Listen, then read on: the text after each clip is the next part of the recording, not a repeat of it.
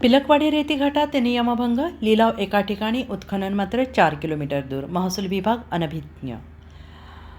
चोहट्टा बाजार महसूल मंडळातील पिलकवाडी येथील रेती घाट सर्वे नंबर 260 ते 266 लिलाव प्रक्रिया शासन नियमानुसार पार पाडल्याचे सांगितले जात असले तरी प्रत्यक्षात रेती उत्खनन लिलावात नमूद केलेल्या घाटाऐवजी सुमारे 4 किलोमीटर अंतरावरून सुरू असल्याची धक्कादायक माहिती समोर येते आहे.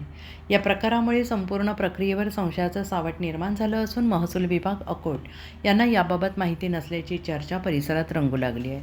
नियमाप्रमाणे ज्या ठिकाणाचा लिलाव झालेला आहे त्याच ठिकाणी उत्खनन होणे अपेक्षित असताना प्रत्यक्षात वेगळ्याच ठिकाणी मोठ्या प्रमाणावर रेती उपसा सुरू असल्याचं स्थानिकांचं म्हणणं आहे आणि यामागे मोठा आर्थिक व्यवहार असल्याची कुजबूज सुरू असून संबंधित यंत्रणेच्या भूमिकेबाबत प्रश्नचिन्ह उपस्थित होत आहेत.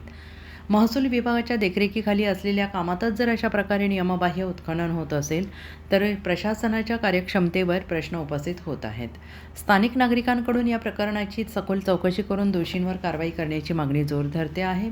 विशेष म्हणजे जिल्हाधिकारी यांनी या गंभीर प्रकाराकडे तातडीनं लक्ष देऊन प्रत्यक्ष पाहणी करावी अशी मागणी पुढे येते. दरम्यान या प्रकरणात नेमकी सत्यस्थिती काय आहे याबाबत शासनाकडून अधिकृत खुलासा होणे आवश्यक ठरतं आहे.